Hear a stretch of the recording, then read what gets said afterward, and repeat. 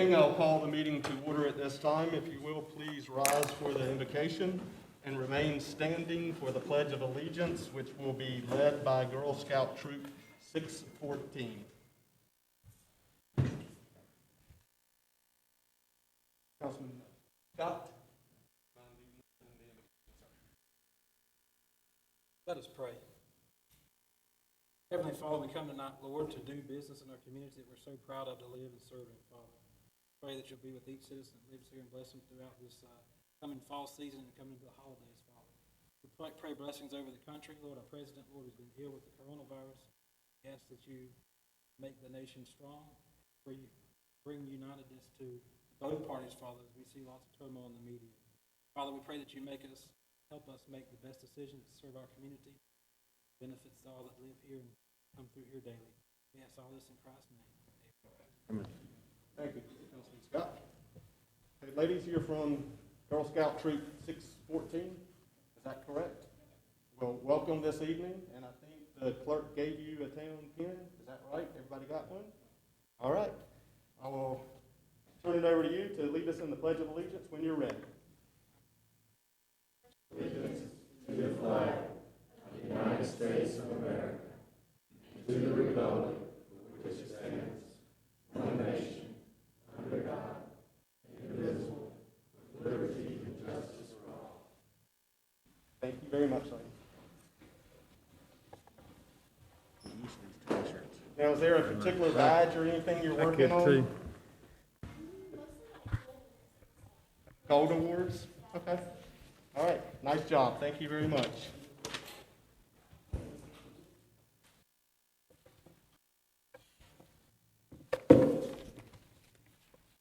Okay, gentlemen, you have the agenda in front of you. There are a couple of known changes that have been requested to be added to the consent agenda. First is consideration and a request for approval to allow the DSDC to close South 2nd Street every Saturday in October for the third Streetery outdoor dining events. And then the second one is consideration and a request for approval to award the CDBG Neighborhood Revitalization Legal Service Contract to Spence in Burkall, PA. Time I'll entertain a motion if there are no other corrections, additions to the agenda. Make a motion to approve the agenda. Second. Noted. I have a motion and a second to approve the agenda as amended. All in favor? Aye. All opposed? Motion carries. Thank you. Okay. Our first presentation this evening is administering the oath of office to a new police officer, Julia Carroll. Julie Carroll.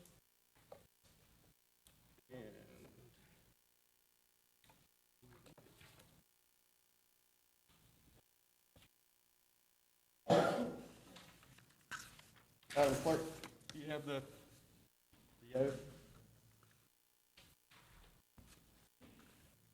Thank you. Okay. You will repeat after me, please.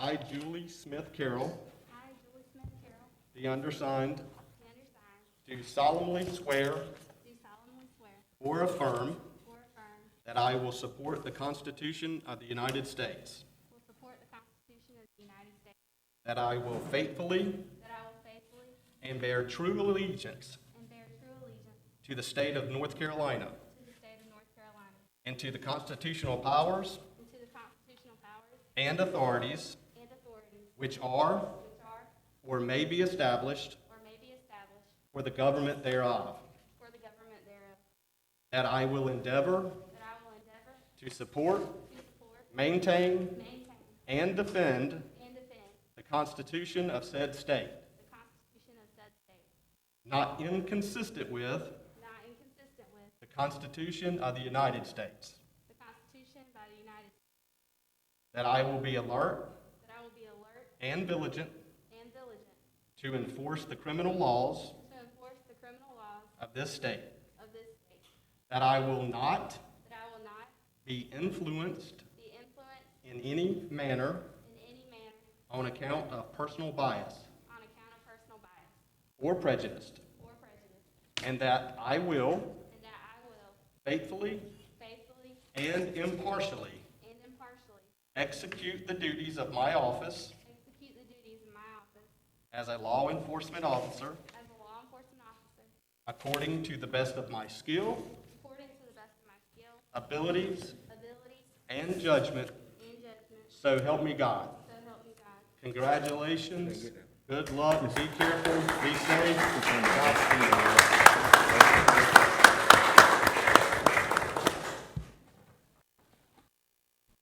Chief. Thank you.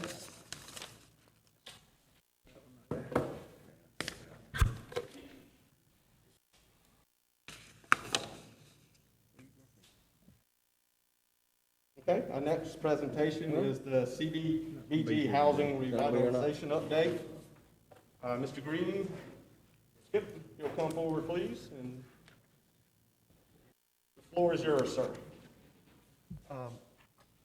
This is just kept the current status of the community development block grant neighborhood revitalization. To date, we have prepared all of the, as far as the paperwork to free up the release of funds have been completed. We have, originally in the application, there were 22 households that were to be rehabbed. That represented everyone in the target area that actually submitted an application to be in the CDBG application. There was delays on going out to actually have the loan application that now we need to for each individual. The delay that we had was because of COVID and just getting both the staff to go out and be able to meet with the people. We have now gone out and contacted the 22 people that were in the application. Of those, we found out that 2 had deceased, 3 no longer wanted to participate in the program. So that leaves us 17 people that currently want to participate in the program. We have 14 of those have completed their loan application. There are 3 of them that we're working to get some additional pieces on that. We twice solicited for legal services. We now have, we received a proposal, and that's on your agenda tonight as far as entering into a contract for the legal services. With this, we will begin in the next several weeks to go ahead and do the title searches. As soon as the title searches are done, then we'll begin doing the actual housing write-ups.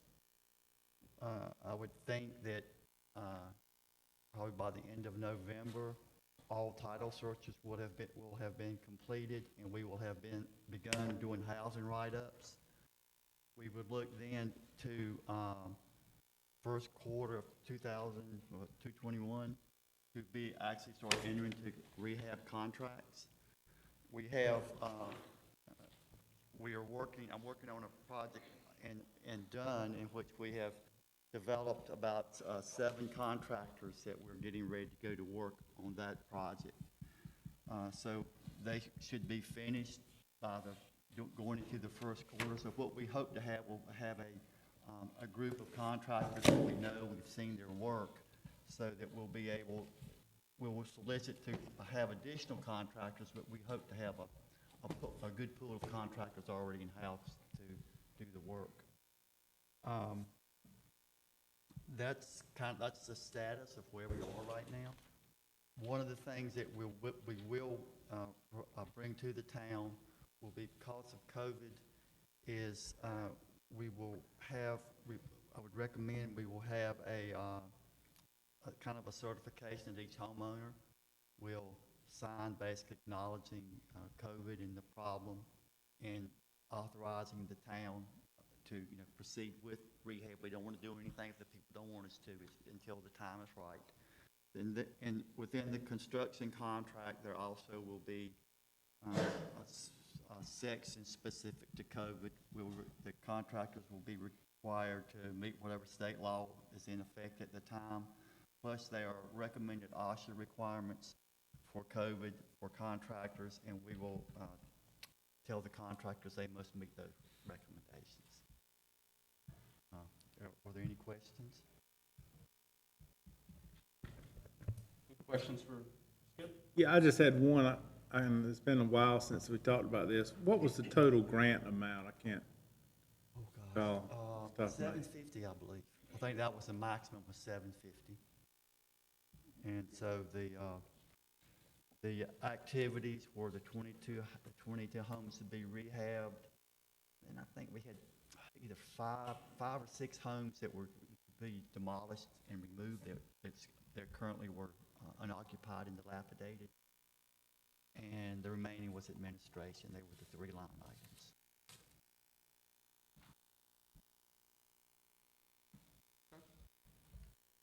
Anything for Skip? Any further questions? Okay, thank you so much. Thank you, sir. Okay, we'll move on now to our public hearings. And before doing so, our first public hearing is a quasi-judicial hearing, which means that individuals wishing to speak need to be sworn in. We were a few minutes late getting started for our meeting this evening because we were dialing into one of our council members. Councilmember Stevens is not here tonight personally, but he is dialing in remotely. Should be on the phone and has checked in with the clerk.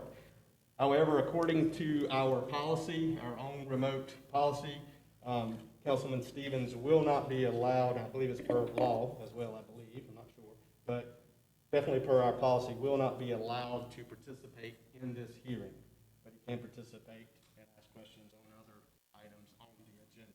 So, Councilman Stevens, can you, he's probably muted, so but you did confirm he's on the line, correct? Should we wait? No. Call back in since he can't participate, but you may want to call him back in for other items that are on the agenda. Okay. So we will get started now with our first public hearing this evening. So if there's anyone wishing to speak for or against this matter, please stand now and be sworn in by our clerk. And that includes the applicant. Just right here. Right there's fine. Right there's fine. Yep. Please raise your right hand.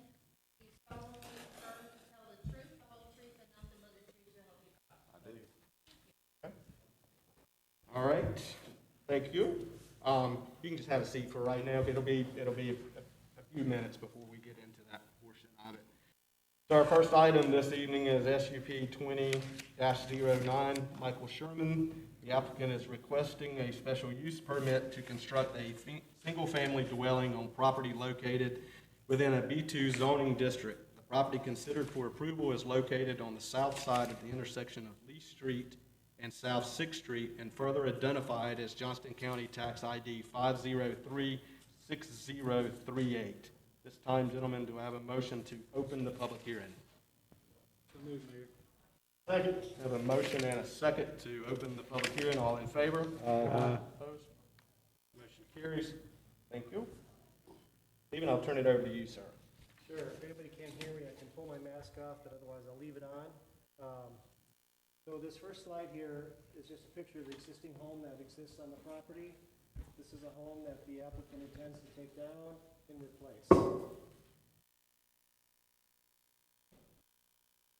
So because this home was in the B2 district, it requires a special use permit in order to rebuild it.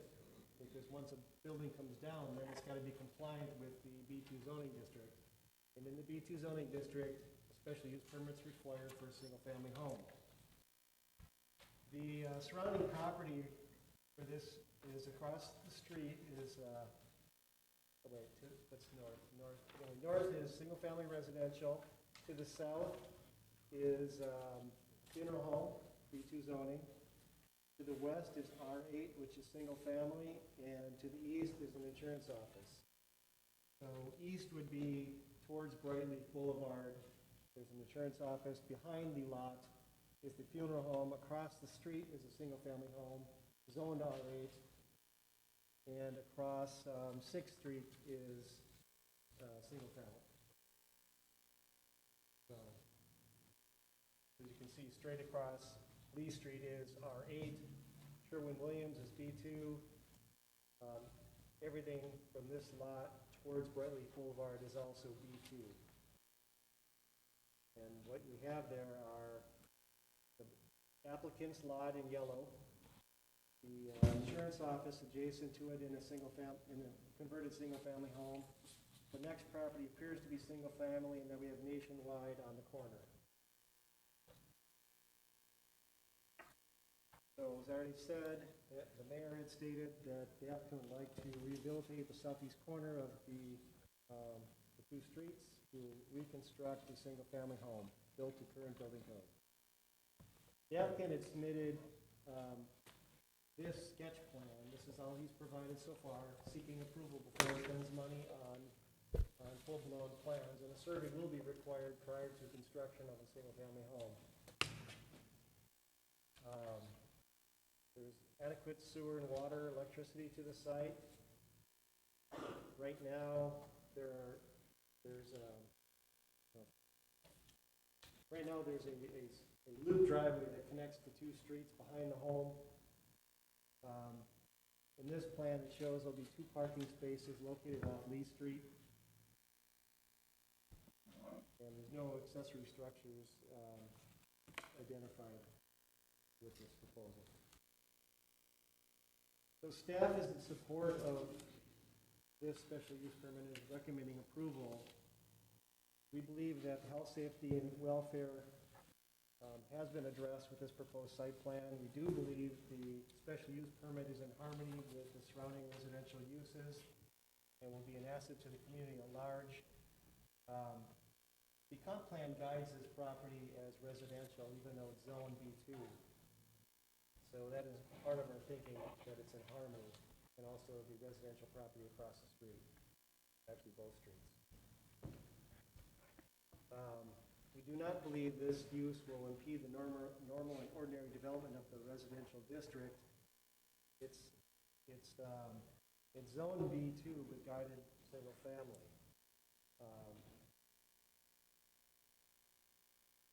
We don't believe the single-family dwelling at this location will impede any of the commercial activities surrounding it. And the lot in itself is really rather small for a commercial use. The other commercial uses on that street are, in converted single-family homes with not a lot of investment into those properties. We do believe that there's adequate utilities, off-street parking, and access for this site, adequate egress. We will conform to regulations with the special use permit. There are no conflicts with the town's adopted plans, and with the special use, it's compliant with the zoning district. With that, Planning Department recommends approval of SUP 2009 based on the finding of fact of one condition of approval, that is that the site plan be developed or be submitted for review in accordance with the town's UDO. As I stated, he's not submitted that level of detail at this point, but it will be required prior to construction. With that, there's recommended motions here, if you have any questions. Any questions at this time for Stephen?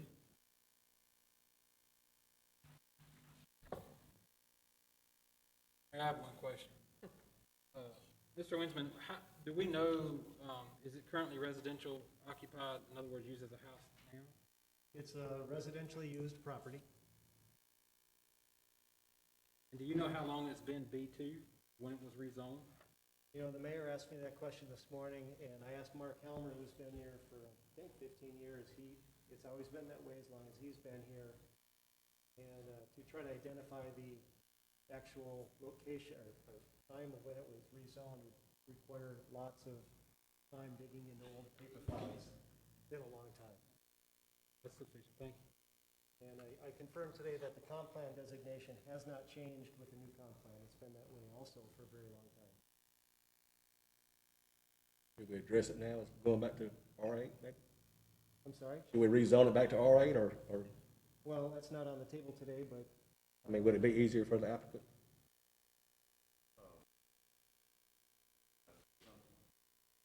Hold on one second. if it were zoned R8, a special use permit would not be required.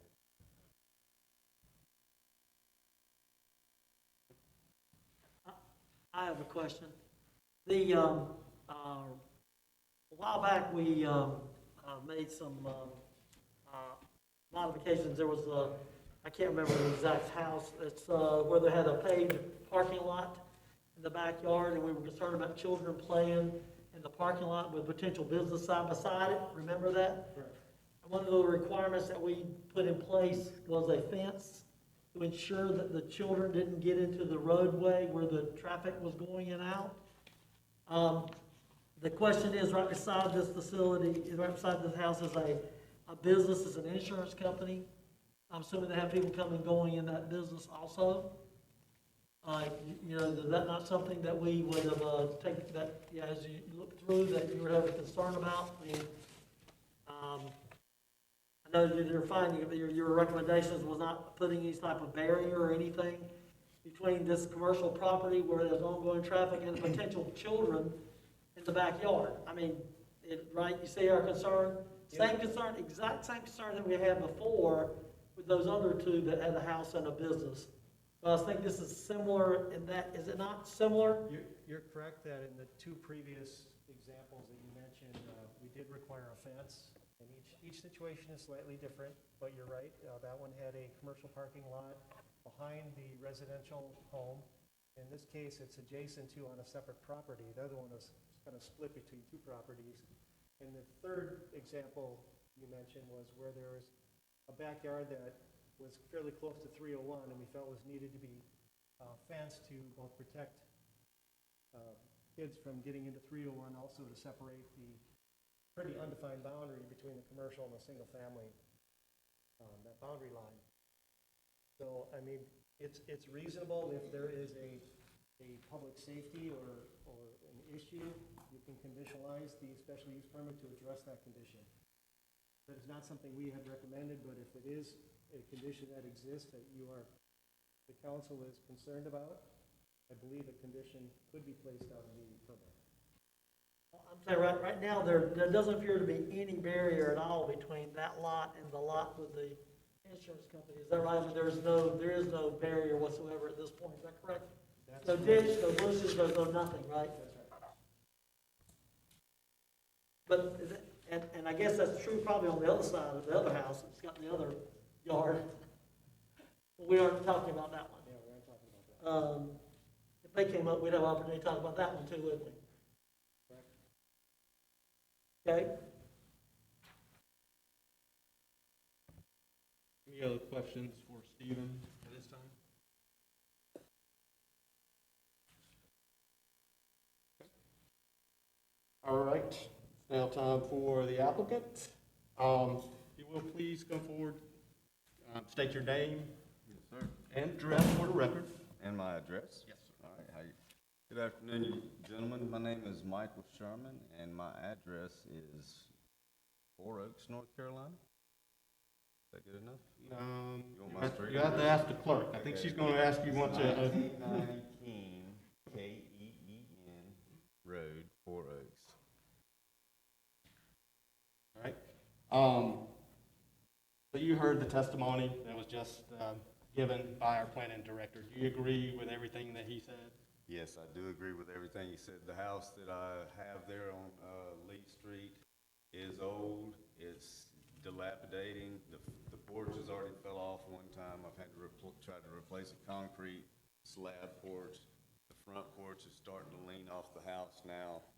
The roof leaks. The windows are all rotten.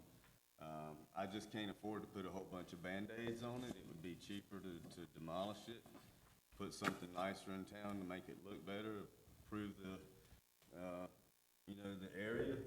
To be quite honest with you, it's B2 commercial, and That's what I would really love to have is commercial, but Mark pretty much talked me out of it. He said. the Well, lots- wait a minute, time out.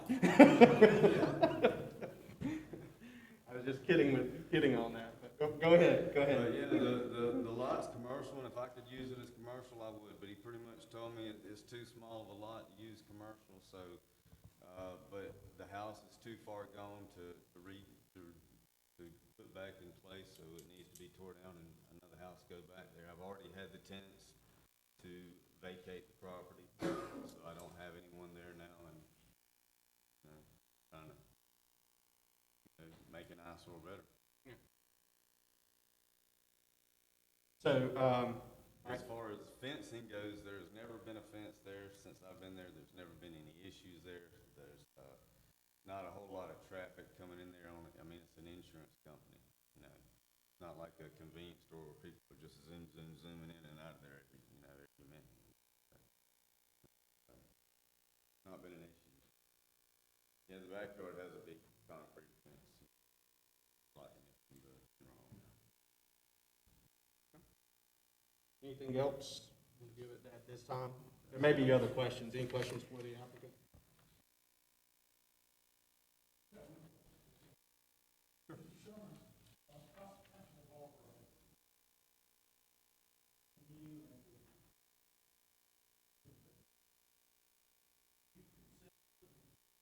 I would not consent to putting a fence up. Not one there now, and I really don't think there needs to be one. I think it would, take away from the, the looks of the property. I don't really think it would, it would make my lot look smaller.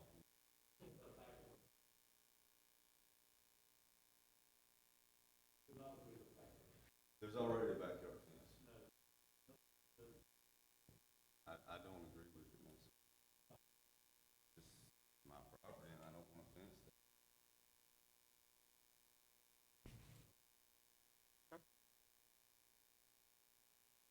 All right. Anything else, anyone else in the audience wishing to speak for or against this matter? Okay. Seeing none, any other questions from the council?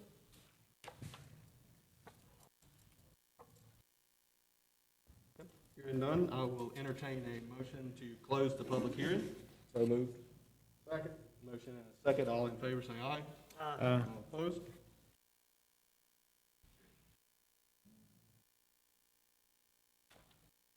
Okay, all right. Now we have the findings of fact. We can go through those if you would like. I did hear Councilman Barber express an interest in a fence. We can go through findings of fact if we need to. For pleasure of the council. Are there any objections, I guess, to any of the findings of fact?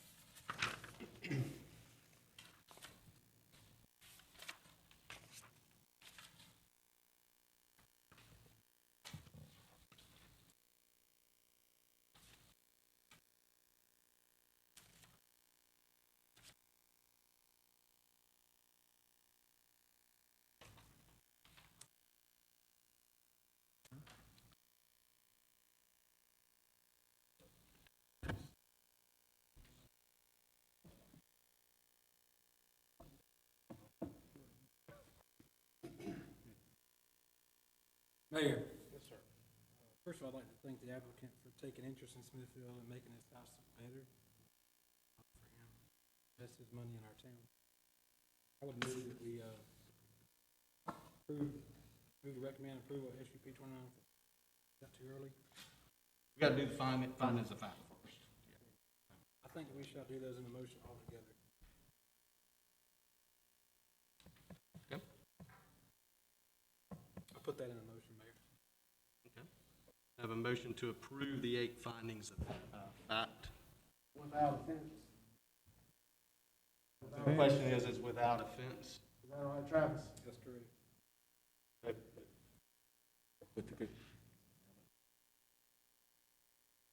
Yeah. You want the conditions on page 6, Travis? But we'll go through the conditions after this. We gotta go through, yeah, so Findings of there's fact, one condition right now, I think, is the It does site say plan. three. Well, Is that Channel, correct? page 6 says 3 conditions, so we're gonna Yeah, watch but there's only one. we're gonna watch your listed. paperwork, says. No. I'm trying to look for those other two myself. That's why I said, I didn't know if I was missing a page, but it said 3 conditions, so. So it's just one condition, sir? Okay. Yeah, so there's only one listed, you're correct, though, Councilman. The current is just one condition with a site plan. I personally would like to see a fence placed there. The safety and the well-being of future tenants or residents are really looking at it. I'm not sure what other council members think about that, but I personally like to see that.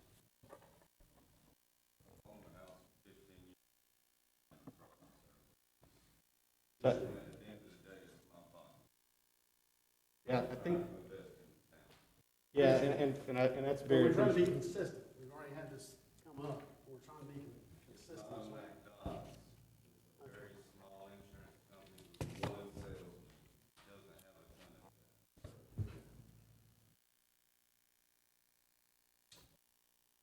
that. The only thing I would say is that is because the lots are B2, there is a possibility that someone could come in and purchase those other lots, create a business in here that would meet the requirements. I asked, how much space would you need as a typical, I asked that question.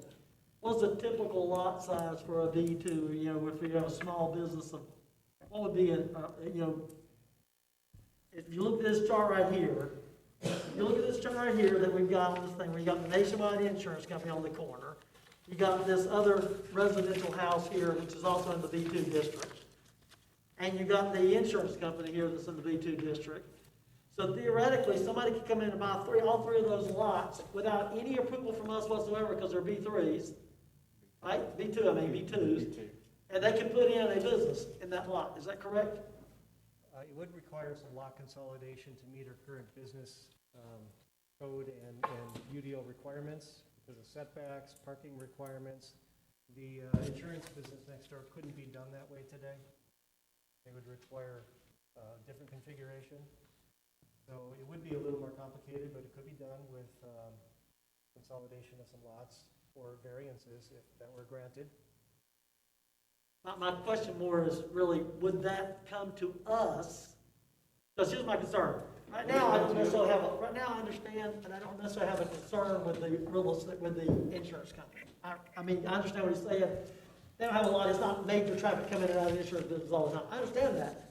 But if it's a B2, then there's potential that someone could, as long as they met the requirements of the UDO, which is a B2, and they come to the planning department to do what they need to do, it would not come to us, which then would give us an opportunity to make that business owner put in a fence. You see what I mean? We'd then have another opportunity if that became a problem.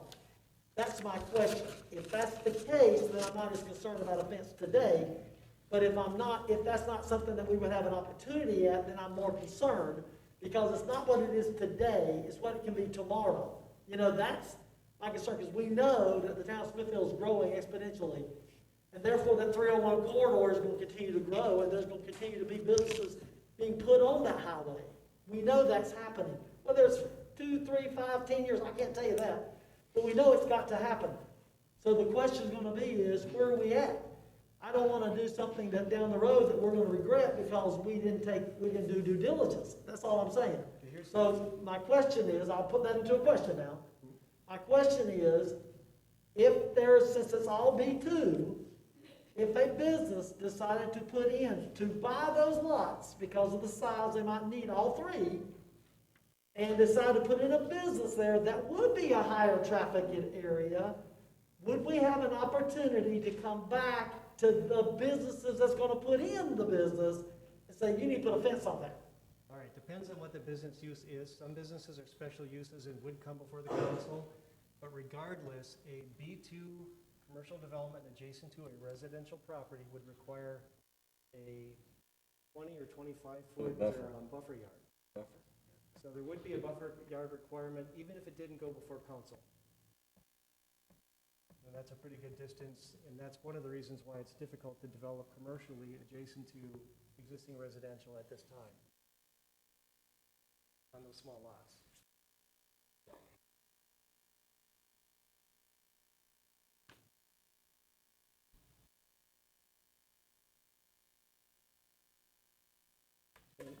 And the buffering requirements are not for single-family uses. Single-family uses don't have to buffer in the code, but any multifamily or non-residential are required to buffer.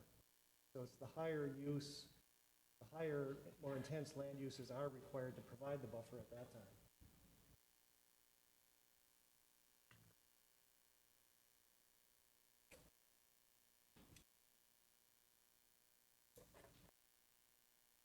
But right now, though, this would be the only proposed residential use on that entire block. Is that correct? I believe there is one single-family home in that B2 section. On this side of the road. Yes, Right beside between two insurance companies. that's right. In between, yeah, in between. I'm sorry, I didn't hear that. I said, somebody's gonna come in there and buy three, they're gonna buy four, because mine's selling two. Well, and that's kind of my point, right, is that it is, right, and you'd already mentioned that you had thought about business in the beginning and were talked out of it, so that's kind of my whole, kind of like what I was thinking is that somebody did want that whole area, they would probably come in and purchase it, right, the whole thing, right, so.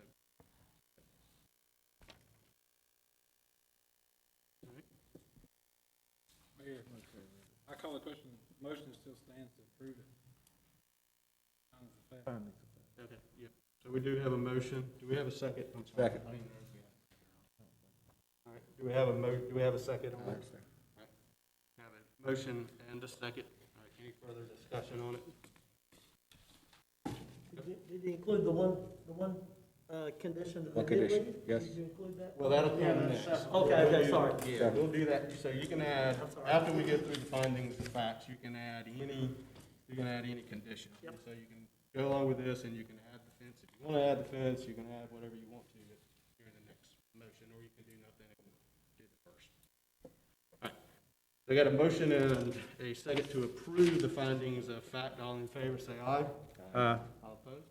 Okay, motion carries. Okay, now we'll need a motion to approve the special use with the staff's recommendation of the site plan, and if there are any other conditions or anything that you would like.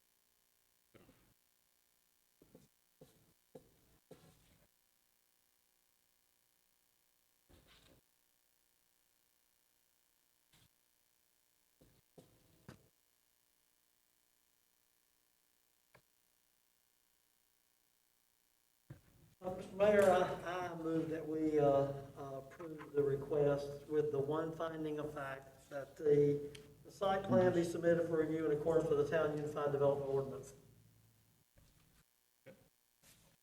Have a motion to approve with the one condition. Second.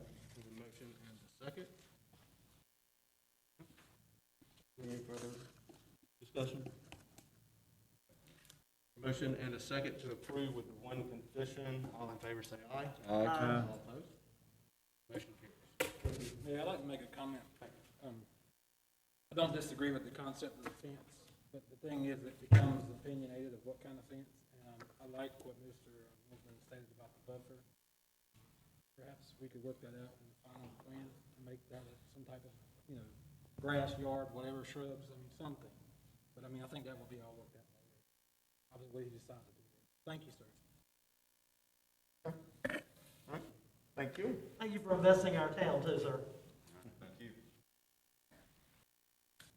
Okay, now we will move on to our next public hearing. This is not a quasi judicial hearing, so no one needs to be sworn in. No one needs to be sworn in on this one. Community Development Block Grant. The town of Smithfield is considering submitting a COVID-19 Community Development Block Grant. CDBG-CV application requests a $900,000 grant to make broadband improvements at 4 locations to upgrade internet service within the town's corporate limits. Trump's gonna be all right, don't worry. Make improvements to the town park amphitheater and project administration. Mike, is this you, sir? On this, who's gonna be doing this one? Is that you? Okay. All right, we have a motion to open the public hearing. So move. Second. Motion and a second, all in favor? All opposed? Larry, was this one of the things that was added to the, just reference the page, please. 23. 23.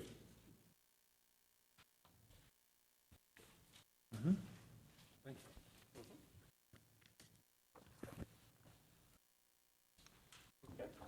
Public hearing is open. Yep, I will turn it over to you, sir. The Community Development Block Grant Program requires 2 public hearings before application is submitted.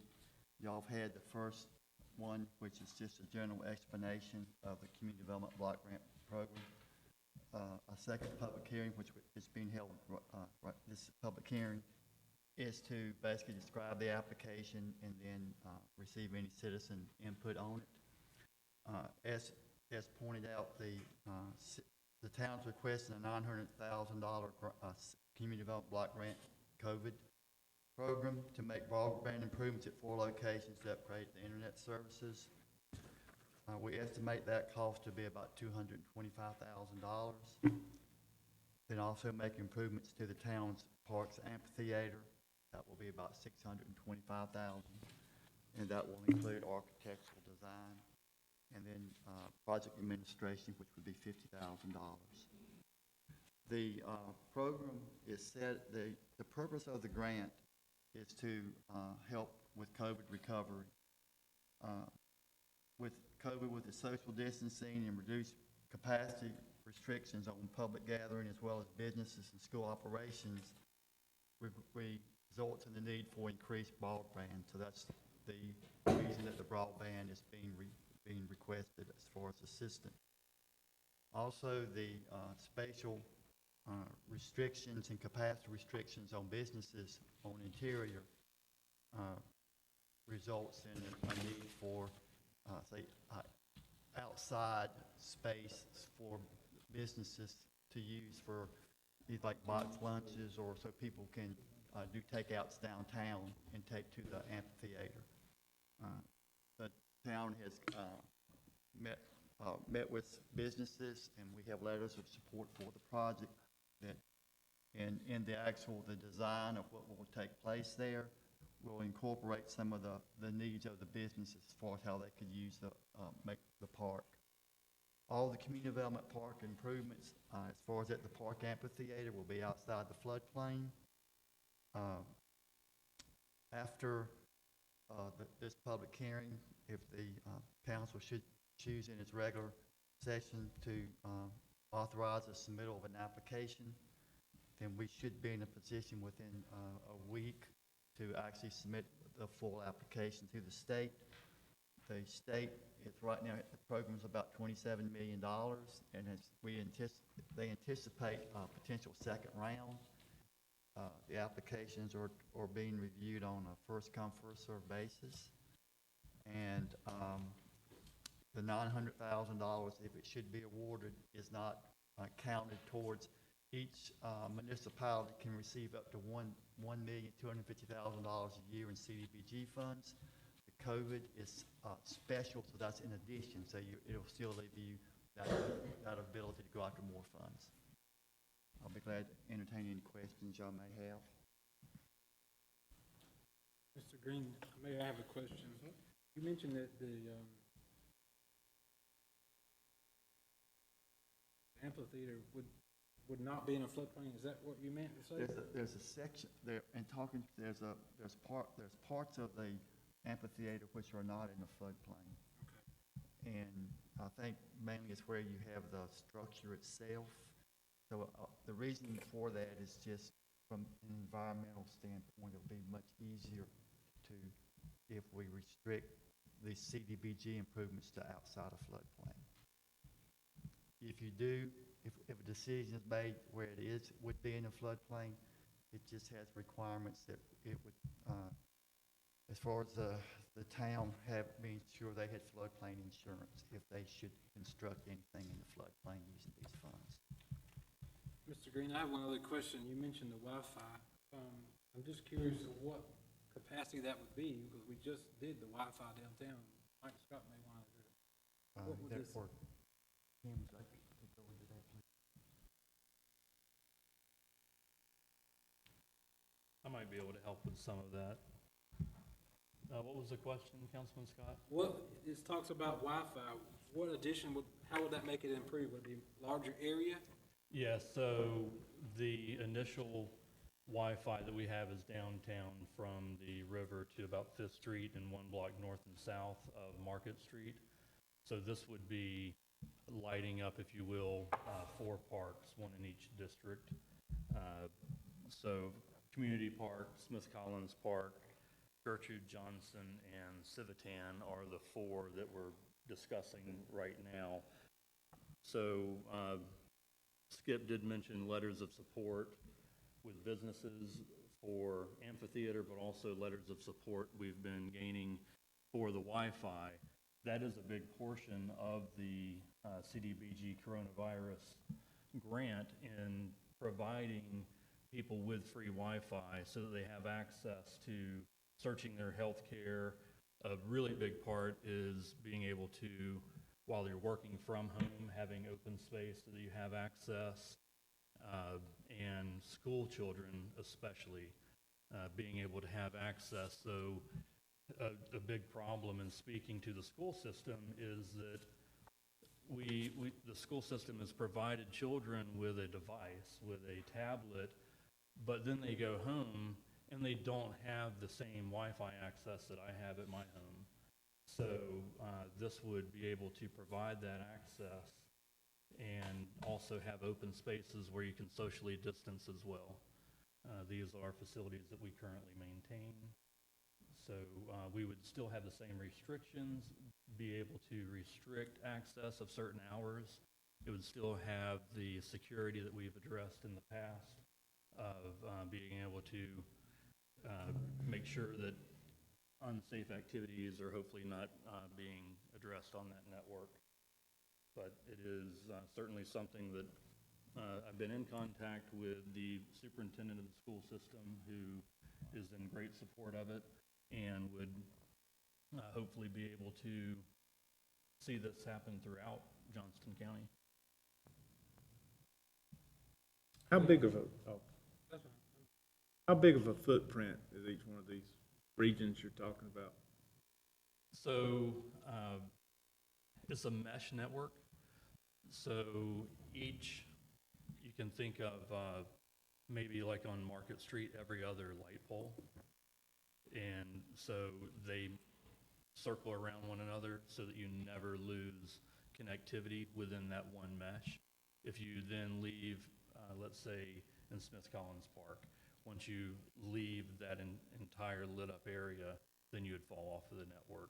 So it really, this would be looking at the parks and not going into neighborhood homes outside of that, or it's not to replace internet connectivity or business dealings necessarily. It's really for the citizens and visitors. I had a question. You said that the question is if because is the amphitheater, it's in the floodplain to the shore, because it gets flooded on a somewhat regular basis. So the question is then, since that's probably the case, don't we have flood insurance for that too? Because you said if we had it, we'd have to have flood insurance. If we did something, we'd have to have flood insurance. Does the town of Smithfield have flood insurance? As much river and flooding as we have? We don't? That's amazing.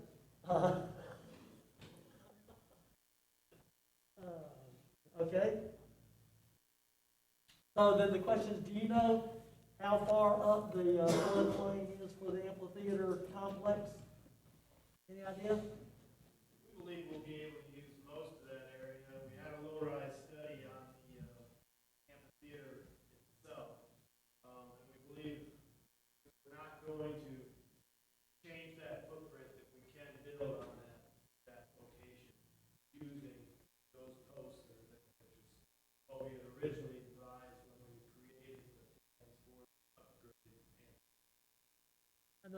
I know Gary's not in here, but my understanding, and I'm on the Parks and Recreation Committee, my understanding is that the bulk of the cost, and I think I got some others here there on the committee with me, the bulk of the cost of that project that is really not the amphitheater itself, but was in all the getting the handicap accessible and the grading and that stuff, I believe, was where the bulk of the cost for that estimated high expense, not actually the pavilion, the amphitheater itself.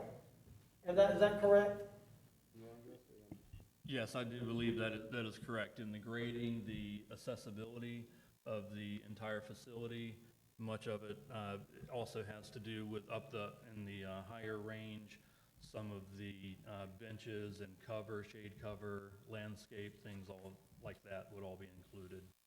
As the manager mentioned before, the amphitheater as it stands right now, though the primary pillars would be used. I believe there is, in that low-rise study, there are recommendations as to how high some of the equipment on that stage would have to be set so that it would not be in danger of the flood or in anticipation of that. Gary's here now, so if he'll address the question.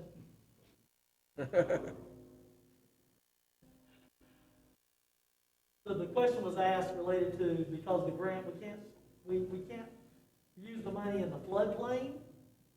So the amphitheater, how much of the amphitheater was in the floodplain? But I said, my understanding is from discussing what you presented before, was that the bulk of our cost was not actually the amphitheater itself, but was in the handicap accessible and the regrading of that whole area, which would not be in the floodplain. Right. The floodway comes up to the very front edge of the stage. Okay.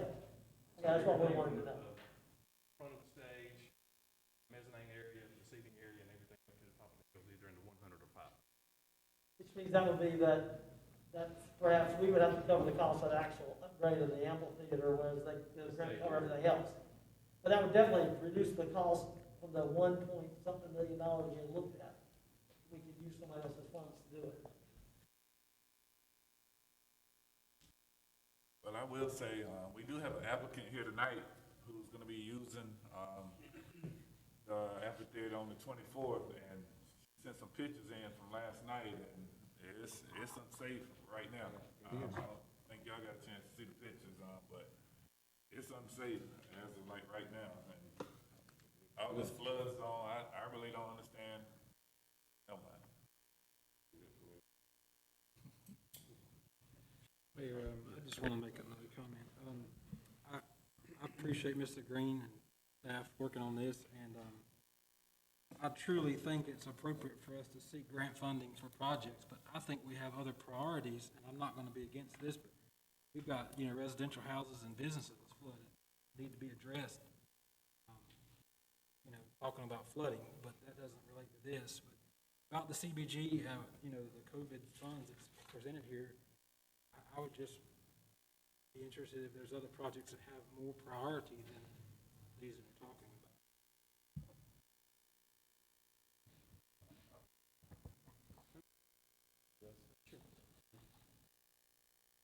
The biggest issue here is the CDBG grant has to somehow be associated with COVID-19, and how are we going to better facilitate our citizens to be able to social distance, be able to basically seek prevention from COVID-19, contracting that virus.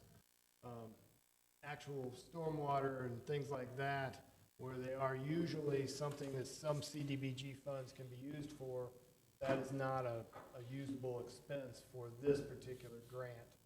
This is also a first come, first served grant, so it's not a competitive grant. So the quicker we get our name in, the quicker we likely will receive some funds, if we land on the table, before someone else. So it is imperative, that's why we speeded up the process to get 2 public hearings in this quick, so we can get our name on the list. We looked throughout the town, we evaluated different things that we could do. These were what we thought would benefit the town the most with these funds at this time. We could certainly, we're not on a deadline as far as meeting something for CDBG, but if you want to be considered, the faster we get it in, the better chance we have of getting the funds.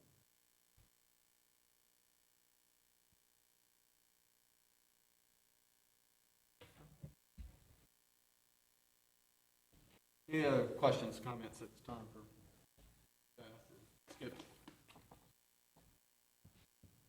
I move we close the public hearing. One second, I've got to ask if there's anyone in the audience. Okay. Anyone in the audience wishing to speak for or against this matter, so please come forward at this time. Not seeing any. Councilman Scott, turn it over to you, sir. Close the public hearing.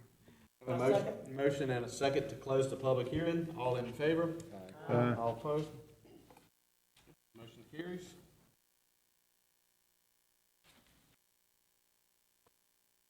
Mr. Mayor, I move that we approve the application. I don't know where the things that we have to say, but,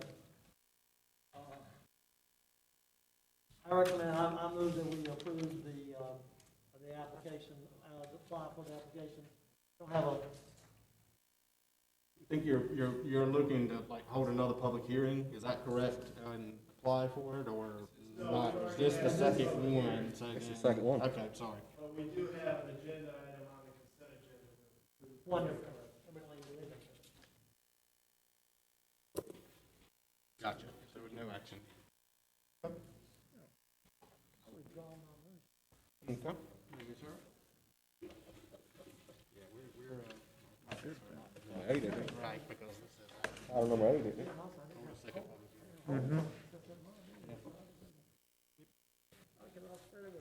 All right, okay, now we'll move on to citizens' comments. If there's anyone in the audience wishing to speak, please come forward to the podium, state your name and address for the record.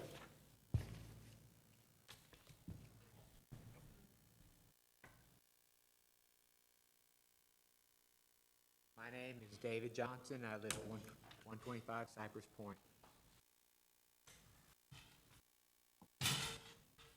My step stool for illustration purposes. Please be careful, sir. Yeah, I'm being careful. Just real quick, I'll give you some facts. Reason I'm standing on the step stool is because on September 1st, this past year, there was 24 inches of water inside my building on 1621 South Brightleaf Boulevard. In fact, this step stool is about 6 inches shorter than the height of the water. The building was built, we talked about investment, we're talking about floodplain in 1987, and it was not in the floodplain. As of 2018, the building is in the floodplain. I think the council is aware, as well as the staff, of the situation, flooding, starting back with Matthew in 2016. We've had 3 other incidents where water has overflowed out of a ditch that I'm continuing to maintain along with the other property owner, Perry Harris, that runs under 301. The ditch then runs underneath the railroad tracks, Walpat Road, I-95. I'm continuing to attempt to rent my property, which is getting even harder, which is making my property values go down, yet I'm still paying property taxes and have paid approximately $300,000 in property taxes over the last 33 years. The question I have, I know there's been meetings, I know there's been a lot of letters written, I know CSX is its own entity, but as a citizen, I've got nowhere else to turn but to my council, because this is stormwater ultimately, the water that's running into my building is coming from the storm, it's running off of other people's property, it's not draining. We're talking about a continued investment in the I-90, or on the 301 corridor. Well, since 1987, there's been multiple warehouses, many storage buildings, all sorts of parking lots built, which have continued to run water into that ditch, which is supposed to drain under the railroad. I just basically have two questions for the council, because it's been meeting and letters enough. The question I have, is the town willing to pay for the improvements to add the additional drains, two 48-inch drains? The town did the study in 1985, again, I think everybody's aware, where they recommended that there be two 72-inch drains. But adding two 48-inch drains in addition to the one 48-inch drain, is the town willing to pay for it if I can get CSX to allow them to get on the property or to facilitate the improvement? That's the second question. Another question is, can I get the town to suspend my property taxes, or their portion of the property taxes, so that I can purchase flood insurance to mitigate this issue that is being caused? So those are the two questions. I'm not looking for answers tonight, but I will continue to come back to the meetings and look forward to hearing from everybody. Thank you, Mr. Johnson. I can address your second question right now. Not trying to be funny, but no, we will not suspend your property taxes. But anyway, thank you. Okay. Well, I'll continue to ask, and I don't know how long I'll continue to pay for them when I have a property that's underwater that has no value. I understand. But we got state law we have to abide. Anyone else wishing to speak?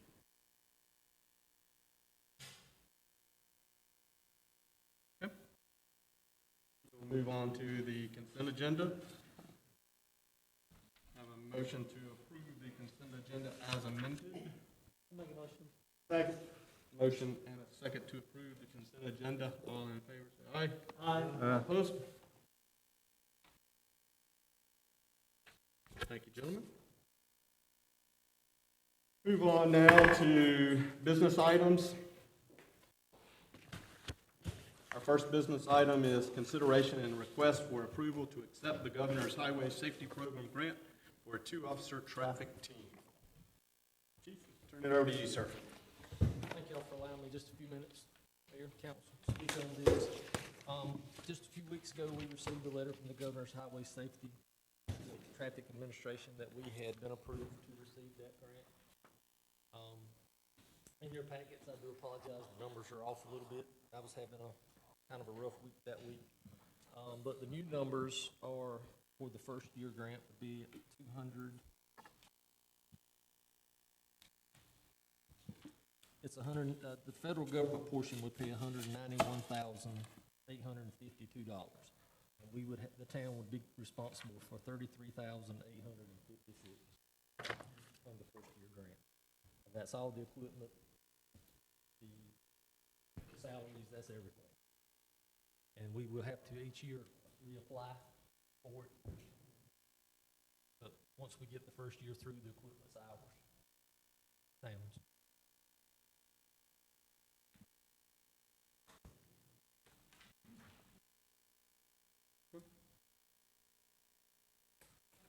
Captain Grady has put a lot of work into this, and we still have a lot more to do. We have a couple of months before we get started on it. We got a few months to play with it. Did you say we had to apply for this every year? Yeah, we'll have to apply every year. And that's the reason some of the numbers were off, is we thought that it was a one-time thing, but it's not. We have to apply every year. Usually, once you're in, you'll be able to get it. Formality of putting for it. Question, it says you have to create a traffic safety team. Who's that? That would be the two patrol officers. Okay, the two that's part of the grant. They become the traffic safety. They become the traffic safety team. All right. Yes, sir.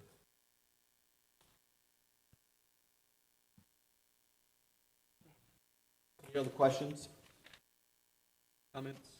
Chief? Mayor, I just want to make a comment. Mr. Powell, thank you, and your staff for considering this and bringing it to the council.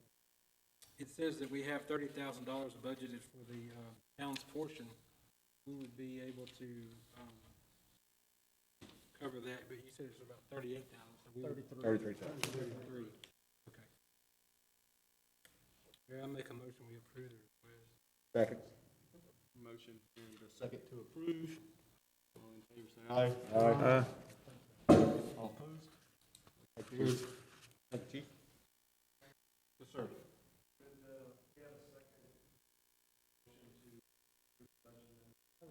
I'll make a motion, we approve that we create the traffic safety team and approve the budget amendment included in the request. Okay. A motion to approve the budget amendment and a second. All in favor? Aye. Motion carries.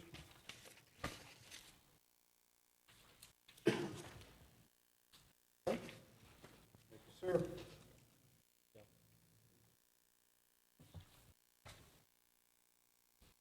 And we'll move on to our next business item, found on page 115 of your package. Consideration and request for approval to adopt the design build criteria for the proposed police department expansion project. Bill? How are you, sir? Mayor, Council, good evening.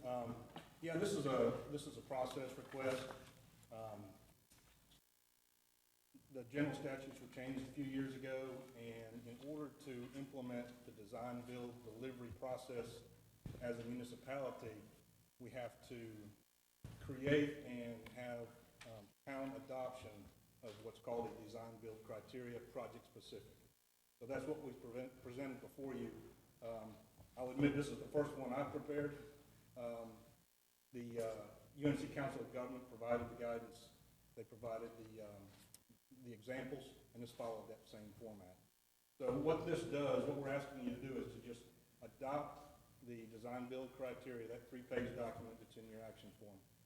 And that allows us to then advertise a request for qualifications to move forward with the project under the design build delivery system.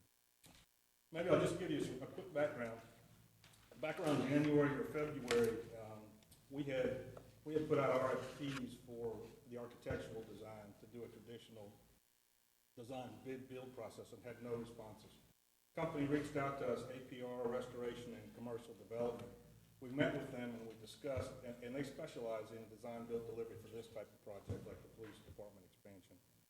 We met with them. We were comfortable with the process. We did feel like this would offer us a good opportunity to control costs using this delivery system. We had an agreement with them that included preliminary design, the construction document phase, and construction. We only authorized phase 1, which was the preliminary design. That was $14,000. What that did was create a floor plan for the police department expansion and a site plan. We can't proceed with the next phase with APR at this time because with the design build bid process, or design build process, as I said, we're required to have the design build criteria adopted. Then we'll advertise requests for qualifications. We have to have at least 3 applicants. If we have 3, we'll review their applications, 3 or more, and we'll make a selection based on qualification. We might interview, and then we would bring that to council. If there are less than 3 we can't open, we would then re-advertise, and if we only receive 1 at that time, say we receive 1 in the first, we receive 1 in the second, we are allowed then by general statutes to negotiate with that particular firm. What APR did in conjunction with Design Line Studios, who was their architect in the initial process, that'll be a key to this request for qualifications, because now we have the basis, we have the floor plan, they did some renderings in terms of elevation, what it'll look like, and they did a site plan, what that'll look like. All that information will be provided to any applicant, bidder that wants to bid on this process. So that was key, because that really lets everyone know, here's what we want to build, and here's what we're asking you to propose on. I would say, just from a timing standpoint, once we begin the process, and I think if we move forward and we didn't have to advertise twice. But hopefully, we're looking at bringing you, if you approve the design build criteria, bringing to you maybe in the December council meeting, a recommendation in terms of the company. It may still be the APR restoration, or it may be somebody else. It just, we'll review that when we get the applications in. Then we're probably looking at 4 to 6 months, I would say, on the construction drawing and permitting side before we can start construction.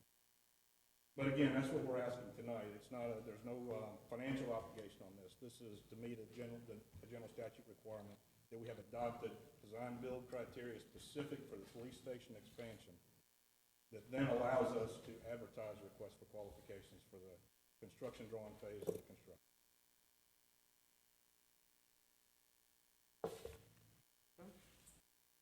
Any questions, comments for Bill or the chief this time?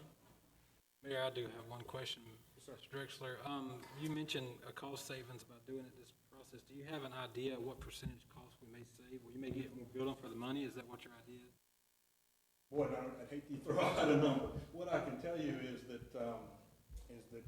historically, on projects such as this, with the design build process, we have controls over cost. So our partner, whoever it is, whether it's APR or another firm, as we're moving through the project, and Chief is working with them in terms of how he wants how he wants the expansion to work. This office, that office, another restroom facility, whatever he's putting in. We'll be continuing to monitor cost. And if we see that we're asking for something that's going to push the cost up, we know about it then and we change materials. So it's really an interactive process. In terms of saying how much, I really couldn't do that.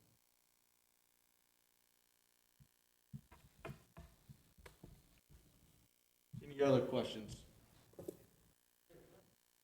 Sure.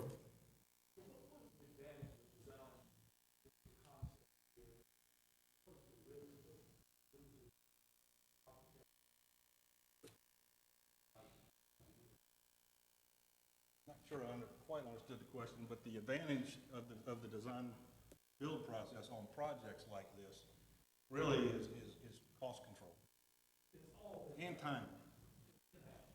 Yes, sir. Yeah, our intent is to manage this project in-house. Correct. With the chief. No, he's saying you. Yeah, I'll look after the process. The chief will look after what he wants the product to be like. I'll be making sure, my role will really be making sure that the contractor that we've hired is doing what we contracted him to do.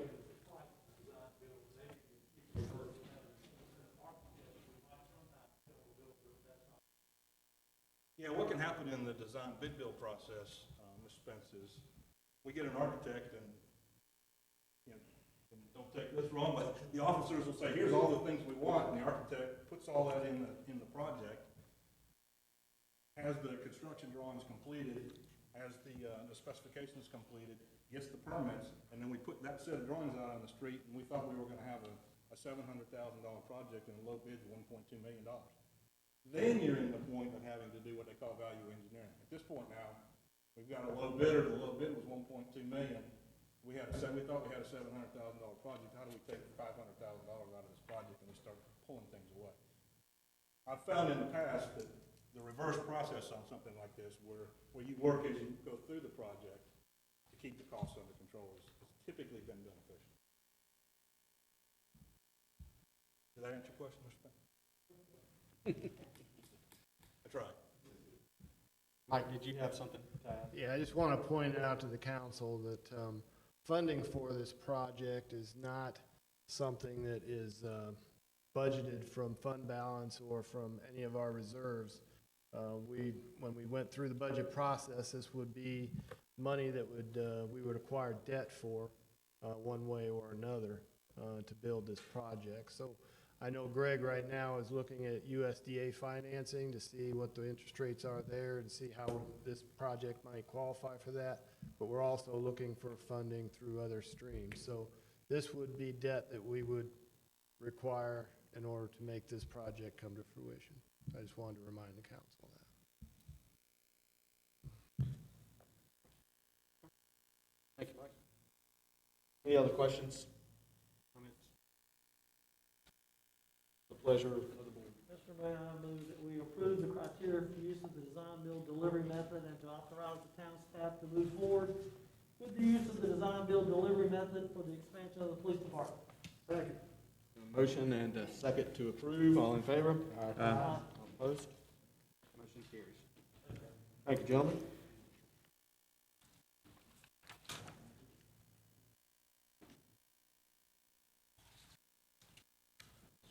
Mayor, I think it's important we mention to Mr. Powell, thank you for bringing this to us. We've been talking about this for a while. But my point was speaking right now is he's already designed and kind of give us a preliminary idea of what expansion would look like. So it's not like it's going to be something that, we don't have any control over. So I just want to make sure we make that clear. But thank you, Mr. Powell. Move on to our next business item, which is consideration and request for approval of the Spring Branch Community Restoration Project contract with KCI. Page 121 of your agenda package. Stephen? Thank you. So the request is council approval of the contract to hire KCI to design and install the Spring Branch project. In the amount of $500,000.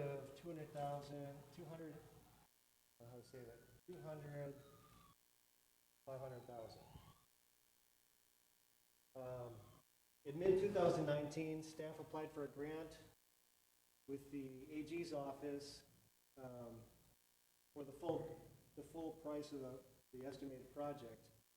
We were offered only about half of what we asked. We were offered $100,000, which left roughly a little over $100,000 in funding shortfall. And we did bring this to the council at that time, and in March, the council approved the MOU, the Memorandum of Understanding, with the AG's office in support of the project and the grant. At that time, we had talked about potential funding sources being creating a wetland bank out of the constructed wetland, and hopeful that we would get credits, which other people could buy, and then reimburse the town that way. That has not materialized. KCI actually serves as a wetland bank, and it didn't meet the criteria. So we don't have any other sources of funds right now other than contingency funds, unless Mike had some other ideas, but that's how it currently stands. This is just a copy of the budget. So the project really has two phases. The first phase is constructing the wetland. The second phase would be creating kind of an extension of the Greenway trails from the coming up and along Spring Branch, and that would be we got a commitment from the Visitors Bureau to support that as a tourism project with 2% monies. And so just to give you a background, so that this is the Spring Branch. The first two circles were the 2nd Street and 4th Street culverts that we were pursuing grant money for. We did not get that money. That's still on our radar for projects to get completed. And then the bigger circle is the Spring Branch. That's the site where the community gardens sit, and it's a FEMA buyout lot. That's where this project would occur. And again, the comp plan talked about a future greenway coming up the Spring Branch, partially on those FEMA buyout lots, and then if there are additional buyout lots in the future or other opportunities to construct that trail, we piece one together over time. Hopefully, the intent would be to connect the Spring Branch to the river and to Smithfield Park, and then back around to the college. So here's the FEMA buyout lots currently. You'll see the creek on the left and the street on the right. The community gardens are on the far end of this picture. And the idea would be to create a constructed wetland on the FEMA lot, which would take when it floods, that water would pour into this constructed wetland, filtering it, storing water before it slowly releases back into the Spring Branch.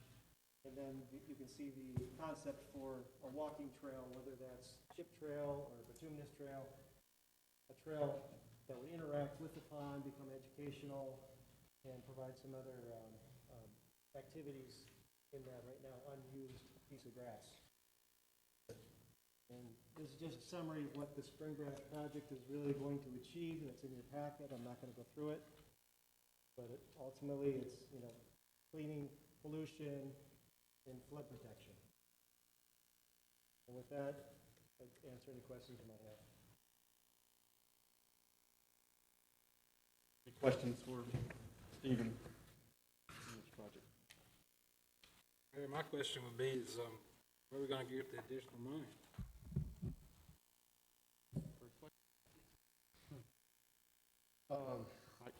I didn't hear your question, Councilman. His question to us is the additional, what, $100,000? $500. $500, where would that money come from? Oh, okay, I'm sorry, I didn't hear you.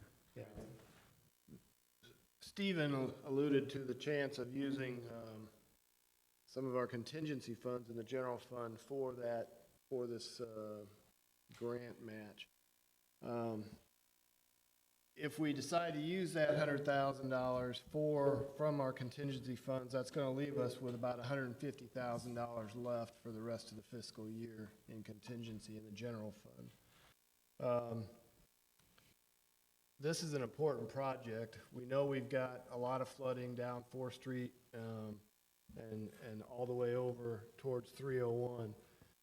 The pond idea is a great idea. It's going to slow that flow through that creek bed right there during times of high level stormwater. While I'm not crazy about using contingency funds for this purpose, I hate to turn away $100,000 on something that is a true need for the town. So I'm comfortable using the money from contingency for that. But I would put this caveat on it, that you do have a bank problem at the Greenway that came up on September 1st as well. In my reports I'd sent to you, you're looking at a little over $90,000 estimate to fix that. So if you do this, you're going to really need to leave that sit until next budget and budget accordingly to fix that embankment. Now, it's not a problem today as far as intruding onto Greenway or shutting down the Greenway path. If we have more flooding in the spring, we don't know what's going to happen to that. If it's going to get worse or not. So you're taking a little bit of risk with that. As we get further into the year, into the fiscal year, we approach more towards the end of the year where we feel more comfortable, we might be able to use the balance of that contingency money to fix that embankment. But I would not recommend you do it now if you're going to do this project.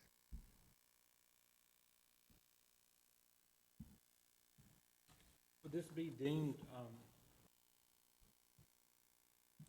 the greenway that you're talking about, would this be deemed a recreation facility? I looked at that, and this portion of the grant would not be deemed recreation. So we looked at the possibility of using fee in lieu of money. We don't feel like it fits properly for this. For the next phase, maybe it could be used for that. But for this phase, which is really the stormwater pond and the creek is all you're fixing. You're not putting in the greenway path now. When you do put it in, you might be able to use in lieu of money for that. But since this is strictly fixing that creek area and putting in that stormwater pond area, it's not a park yet. Have we looked at using reserve funds that are restricted funds for recreation? Well, you could, like money from the sale of the property of this school. Mayor, help me out here. What was the name of the project? Bingham Park? Bingham Park, yes. Yeah. Thank you. That is money that is reserved for parks. That can, however, be moved at a vote of the council if you chose to do that. But that is still, right now, that is restricted fund balance. So you're still using some fund balance money to make this happen. With the gardens being at the other end of the coronavirus money from the B grant. That can't be used for this at all either. Well, when we looked at Assuming. that as well, it doesn't fit the criteria.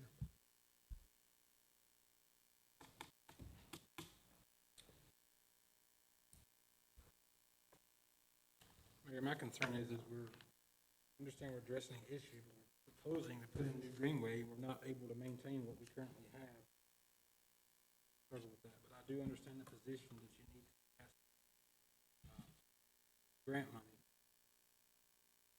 I'm very nervous about us spending contingency money on this, considering we have not even addressed our employees' cost of living or potentially COLA or merit raise this year, because that was put on the back burner as well.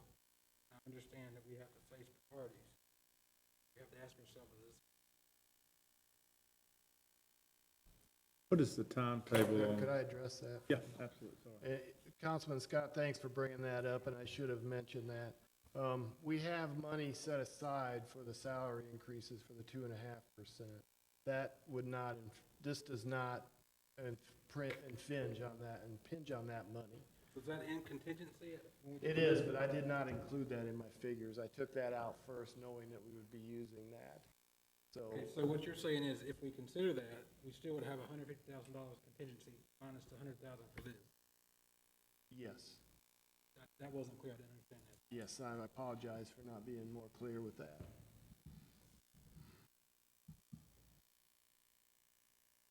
Councilman Dunn, did you?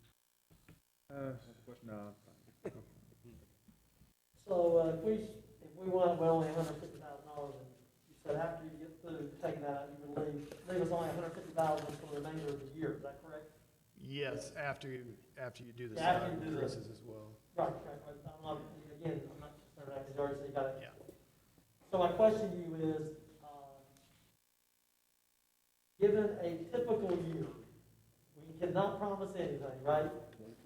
But on a typical year, at this point in time, which means we're in October, and we spend this money, so from October until July of next year, because that's when the thing will start over again, right? Yes, sir.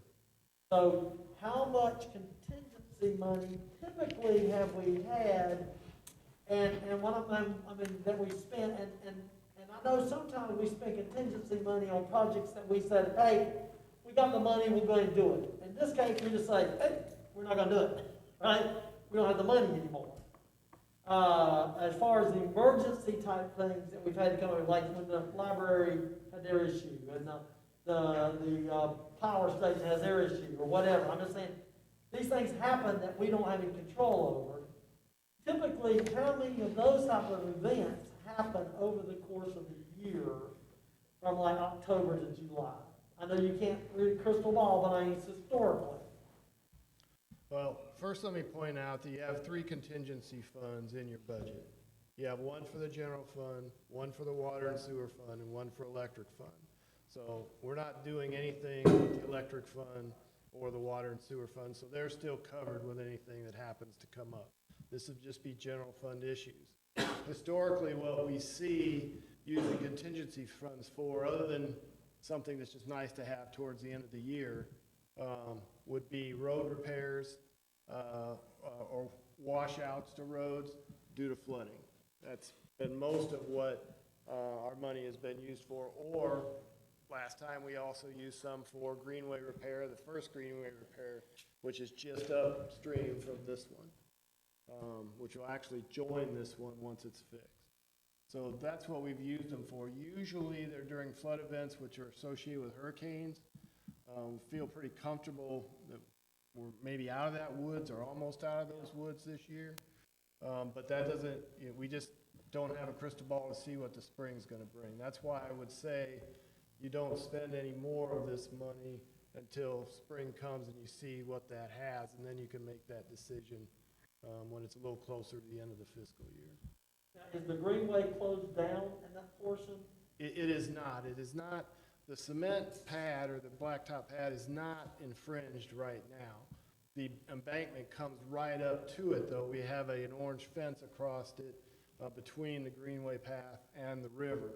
So it's real close to that path, but it's not washed out under that path or damaged that path. But it is very close, so We've just put a fence up, a yellow or orange fence up to try to make sure people are aware of it and they stay off of that section. But it's not in danger of anyone sliding, the path breaking and sliding into the river. My other question on that one is there and I'm not trying to get away from this, because I'm just trying to, because I think you have to consider both of those at the same time. Because I think that's part of these things. So the question would be, is there a potential short-term fix for that portion of the greenway to steady it up, to be on the safe side and so that nothing happens? There is not. Okay. It goes almost straight down to the water. There's really What's the danger then? What's the danger besides somebody falling on the edge? There is nothing except just that. If someone So it's not pushes gonna through the crumble fence under or anybody, something. that's why I'm concerned, it's not gonna, we're not seeing a liability because somebody falling. It's not going to collapse or anything right Okay. now. If it gets worse and it washes out more due to another flood event, then that could change. But right now, it is not. It's a stable area.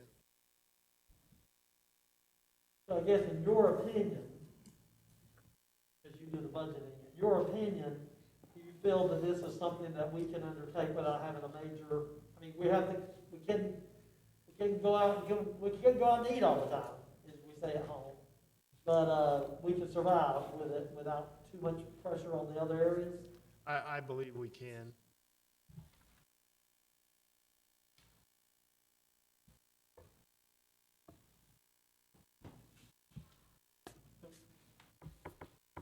Any other questions?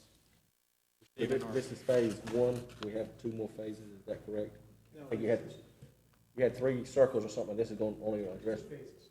Okay. The So how- first phase is the wetland and the stream bank restoration, and then the second phase is just creating a trail. You had 3 little circles, this 200,000, how many of those circles is it going to fix?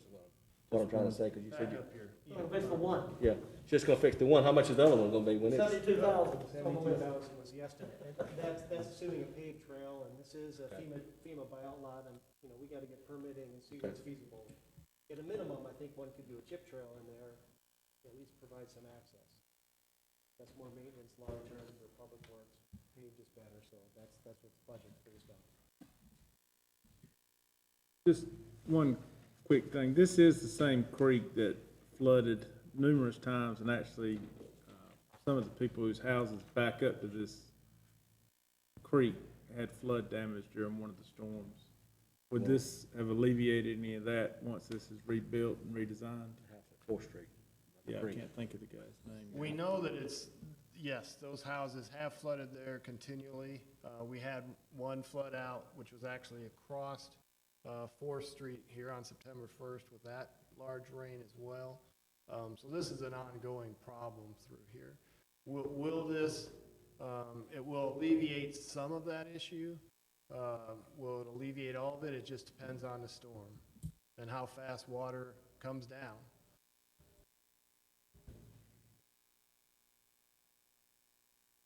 But isn't that the purpose for doing this? It is. To reduce them, okay. So we certainly hope that it solves the problem, some of the problems, right? It will solve some of the problem, but whether it will solve every one, until the pond fills up, it'll solve it until then.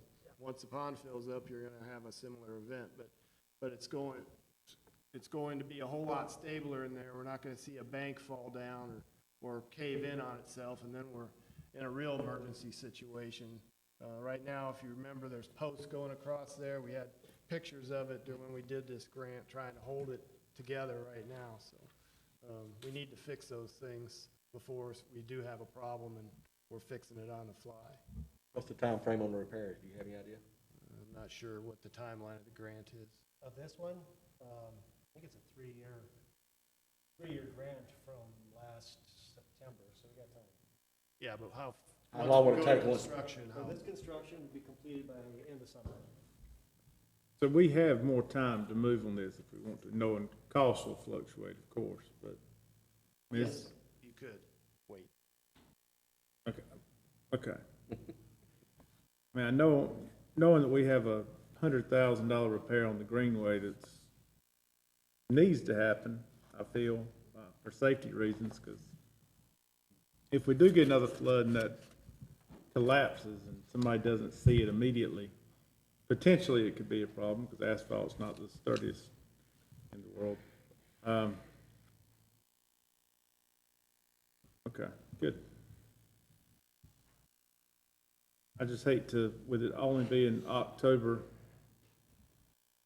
5th, 6th, to already basically have our contingency spoken for the whole year between this and what seems to be an emergent repair, necessary repair, not emergent.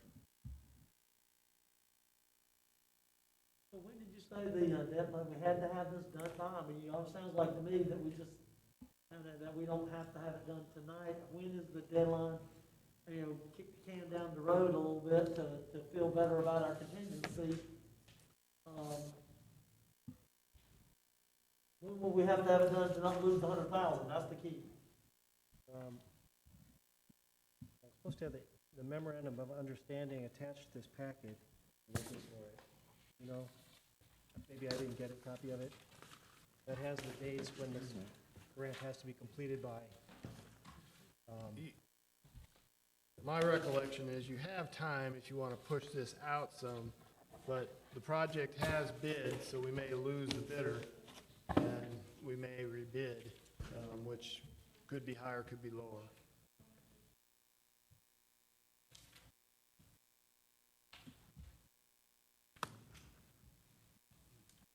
Mr. Scott, what is our current reserve fund? Do you know? Oh, there it is. Percentage Our for the fund balance reserve? for your general fund?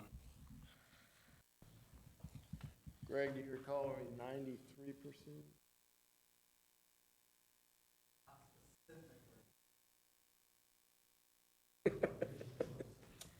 It's pretty close to 90%. Our fund balance is very strong in all three funds. The general fund is doing very well. So, I mean, there is money there. We're trying to stay within budget here. But there's obviously money in fund balance in several different places that we could tap into an emergency and transfer out.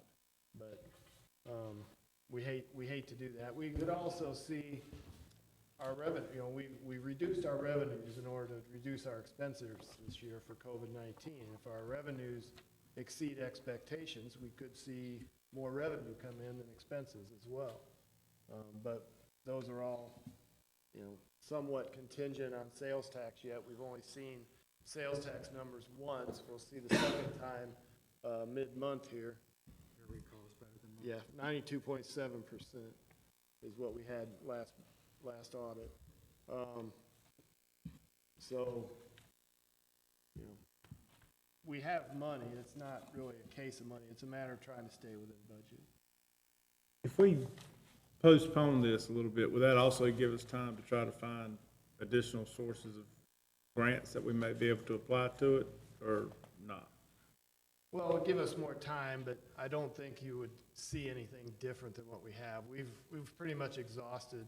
We thought maybe we were going to be able to tap into some wetland credits here, and that's just not going to happen.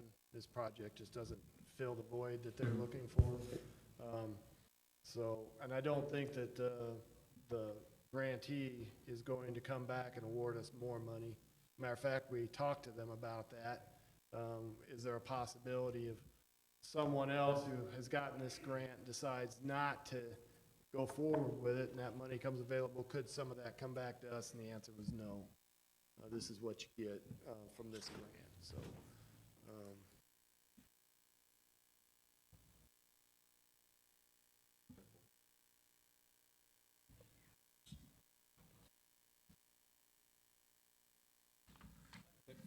So Stephen, I'm not sure, but to clarify the question as far as how much time do we have, in the contract, it says, I'm not sure if I'm looking at the right section, right? It's a long contract, but it says, if the project is not completed by January 1st of 2023, the $100,000 would have to be repaid. Is that the date? It was February, the MOU said February 23. Just circled it. 28th of February 2023. That's the termination of the effective period. Okay. So February 28th of 2023. Yeah, that's when construction has to be completed. Correct. Yeah, yeah. On page 174, there's a procurement and project schedule, and it talks about the, request for quotes and selection of the qualified designer, all that stuff passed. Execution of the contract 9/6/2020, it says. This says deadline for notification of possible delays in schedules, 2/1/2021, which means February the 1st. I mean, is this, I'm still trying to, because the deadline of when it's got to be completed is one thing. Deadline of when we have to accept and move forward is a different one. Is that the February the 1st, 2021? That we have to have it done, deadline for notification, a possible delay? It looks like maybe we can even notify them that we're delaying it. The MOU specifically says the 28th of February, 2023 is the termination for the grant. 3 months before that, you can ask for an extension. Okay, that's not what I'm asking. Yes, and you're asking, the other stuff is the contract, which it can be renegotiated. Whatever's in the contract can be renegotiated with the contractor. Okay, so they've given us, we have $100,000 to do this project until February 23. Is that what you're saying? If by February 23, we haven't done it, then, of course, did they give us the 100,000, or we just, No, it's reimbursable. Reimbursable, okay. So it's reimbursable up until 2023. After that, we would have to ask for an extension. That's cost. Prior to that, we'd have to. Right. Yeah. Okay, but that's not what I'm asking. So therefore, it doesn't, so therefore, the $100,000, we have it until February. No. Every line takes it to the project. That's not exactly correct. What you brought up on page 174 is your procurement and project schedule. If we're going to deviate from that schedule, we're going to have to redo that project schedule and get approval for that. Now, we haven't asked for any extensions yet. They're usually pretty liberal about their first or maybe even your second one. So I do believe we could probably renegotiate the schedule to push it back a little bit, but you don't have just all the way until February 23 to do nothing and then get on the project. I was thinking 2021 right there. You do have to follow the schedule or explain why you can't get there and ask for them to amend it. So at this point in time, is based on comments you've also made, that we, more than likely, hopefully, the hurricane season has passed us. Hopefully. Although there's one in the Gulf right now. But hopefully our flooding is done. If our flooding is done, then the urgency of that project is not quite as urgent now, because we can wait a little longer to get started on it because we've got time. It's not going to flood any earlier, possibly, right? Well, this project, if we were to follow the timeline right now, the project wouldn't be online until July, August. If you delay, it'll be another season where it's not online during the storm season. Well, that's an important factor, if you want it ready. That's really the deadline. What is the deadline to have the project started to ensure that it's done by, really hurricane season? Well, there's really not, we could always wait a few months.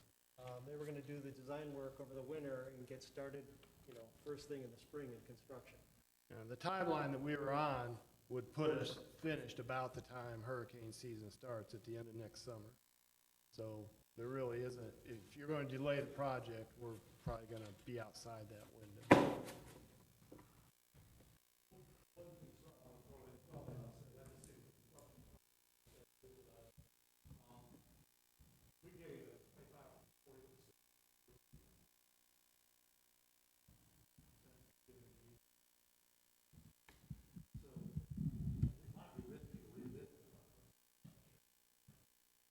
Yeah, it's very true. The construction costs, materials are very high right now. Mostly wood and some of these things that have been bought up and are in shorter supply. You just don't know how the bidding goes until you bid something. So.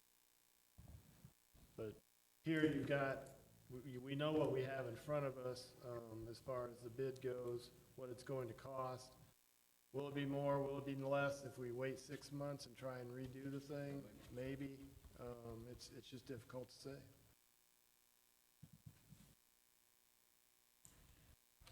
Mayor, I think the other question would be, how sure are we on the second phase of that project going in, project off? Are they gonna fund it based on that?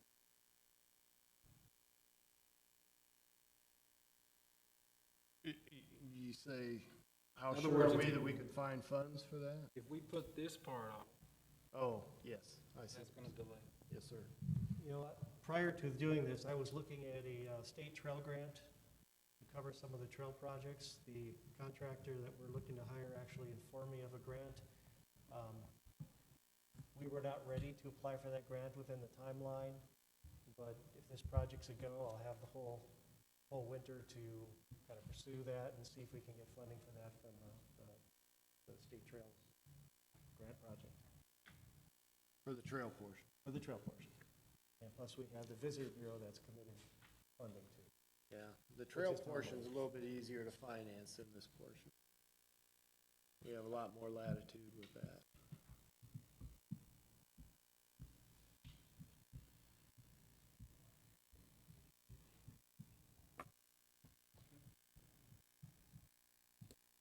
Any other questions? Comments?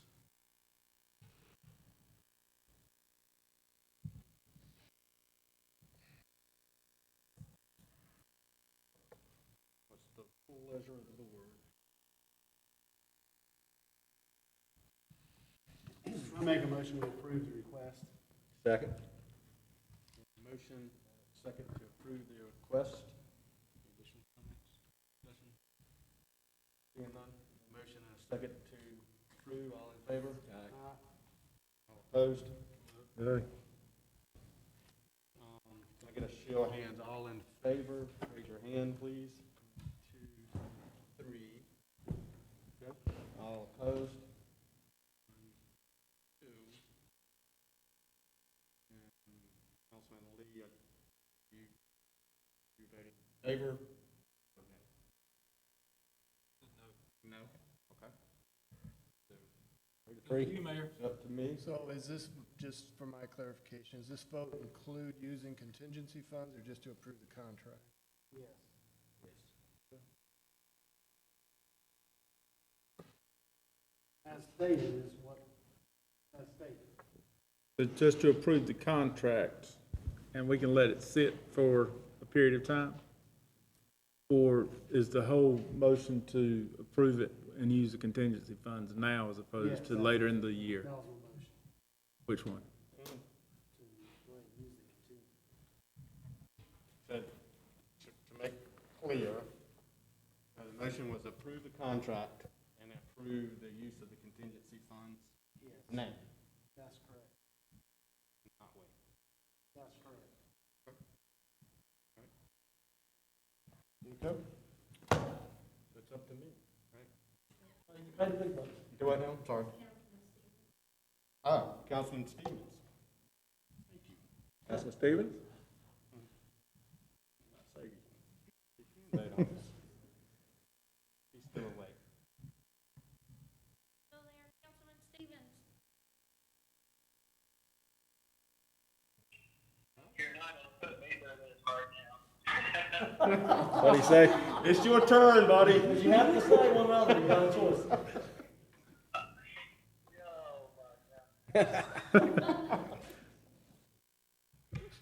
So did you understand the motion, Councilman Stevens? Will you please say it again, please? Madam Clerk, do you have the motion? Yes.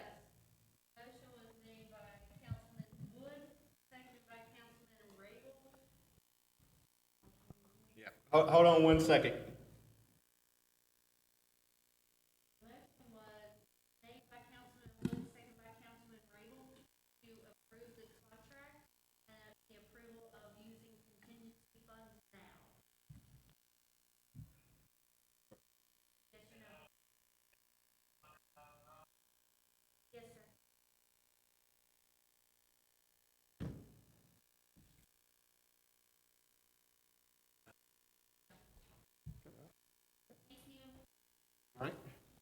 Thank you, Councilman Stevens.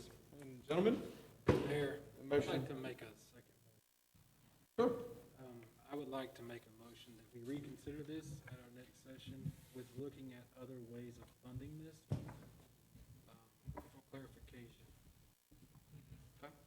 So, we got a motion. Or I can just ask you to include it on the agenda, it don't need to be a motion.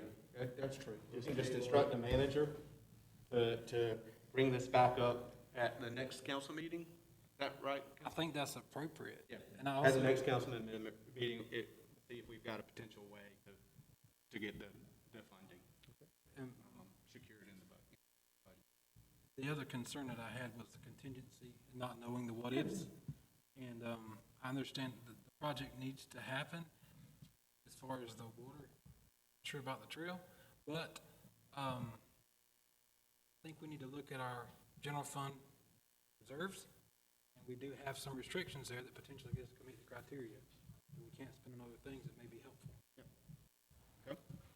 And we probably, I mean, I'm just thinking, we probably could spend it out of general fund, the reserve, Yes, sir. right? It's just a matter of, do we want to do that or not, right? And that's a discussion, like, obviously, it could be one of your proposals, and if there's not any additional proposals or whatever, but I don't think there's any restriction, just to answer your question. And I don't know, I'm gonna default to Greg and to city manager on that, but I wouldn't think so. I think we could definitely take it out if we need it. And with that, Mayor, I think that Councilman Dunn made a very valid point. I've mentioned it as well. We need to also talk about fixing what we have. And let's go ahead and get a plan. Because I do think that's a risk, the erosion, ounce of prevention is worth 10 pounds of cure. We can get some riprap or something there to fix it. It won't wash away, it'll be easier to fix. The current greenway that you talked about. Yes, sir. Thank you, Stephen. Mike. And now we'll come to council members' comments. Any council members?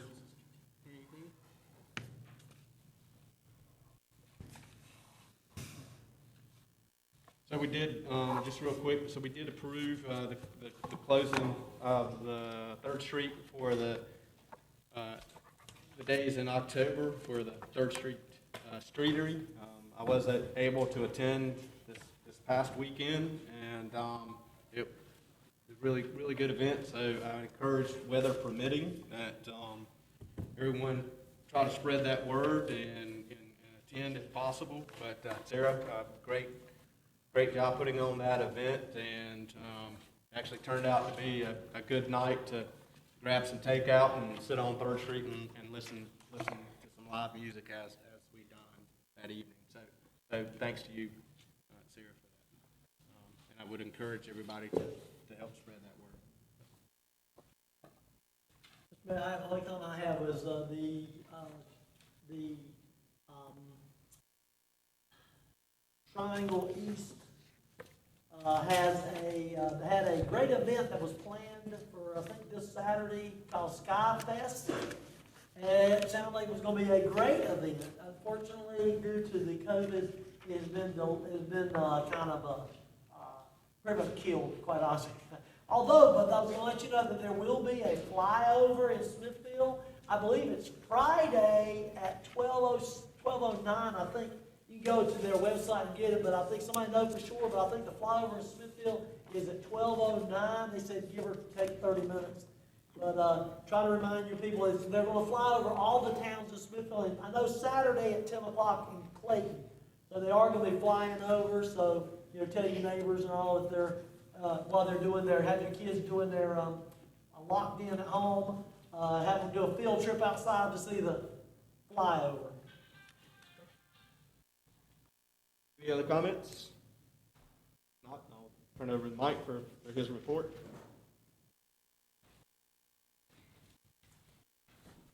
Thank you, Mr. Mayor. I'll be short and sweet.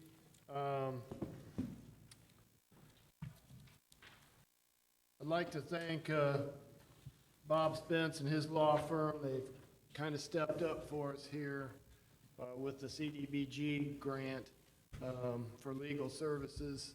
We were having a very difficult time finding a law firm that was willing to assist us with that. We were kind of stalled. And when he heard about it during the last meeting, his organization stepped up and helped out our community by being willing to do that. So I want to thank him and his firm for doing that. Also wanted to touch a little bit on Halloween coming up. Halloween, of course, is on 31st. That's a Saturday. We are recommending that we observe Halloween on the 31st. Our normal hours for trick-or-treat is from 5 p.m. to 8 p.m. We are recommending that we allow trick-or-treating to occur this year. However, we are trying to ask our citizens not to have events that would cause people to gather in one place, such as haunted houses or trunk-or-treats or these type of things, which are normally traditional for Halloween. Our Parks and Rec Department has suspended those types of gatherings, or I know some churches do them and some other organizations do them as well, and we're asking them to do something similar or find a way to do them virtually if they can. Trick or treat itself, we're asking people to try to be a little bit smart with it, not allow what would traditionally be kids come up the door, you either hand them candy or you put it in their bag or you have them reach into a bowl and get what they want. Those are the traditional methods. We're asking that people take candy straight from a candy bag into another bag and put out separate bags, maybe on a table for children to come up and pick one up at a time, so that you can still social distance and have minimal contact with those candies. Make sure they're things that are wrapped so that they're not anything where actual food is exposed for children. Like, unfortunately, things like popcorn balls made at home or caramel apples and those kind of things are kind of going to be taboo this year. So we ask people that if they want to be involved in trick or treat from 5 to 8 o'clock on Saturday the 31st, they leave their outside light on so people know. If they're not comfortable with it, and a lot of people may not be, especially high-risk populations, leave your light off, keep your door shut so people know. And we are asking those trick-or-treaters and families to observe that for people and only go to houses with lights outside on. Let's see. We also plan to have some additional police officers out that night, not because we're really concerned too terribly much about increased vandalism or these types of things, but we are only a few days away from an election day at that point. We have a lot going on in our community, and we want to make sure that the police are out and taking advantage of this opportunity to interact with the kids in a safe way. They still will be trying to social distance as much as they can and find a way to hand out some of the glow necklaces for kids that they've done traditionally every year, but we're still working on that process. So they will be out. We'll probably have 4 or 5 additional officers out that night during those hours of 5 to 8 p.m. So unless the council has some opposition to that, that's our recommendation. Mayor, what is our next scheduled session? Is it on election? It's November 10th. Yeah, we scheduled that away from Election Day. All right. Thank you, Mike. Appreciate it. Sir. All right. This time we do need to, that is it. So we do need to go into closed session. So I will entertain a motion to go into closed session pursuant to North Carolina General Statute 143-318.11, Section A 1, 3, and 6. Make a motion. Second. I have a motion and a second to go into closed session. We will remain in this room, correct, Mike, for closed session? We'll stay in this room for closed session, so I'll ask anyone in the audience to please try to make your way out as quickly as possible. At this time, we'll go into closed session. Thank you.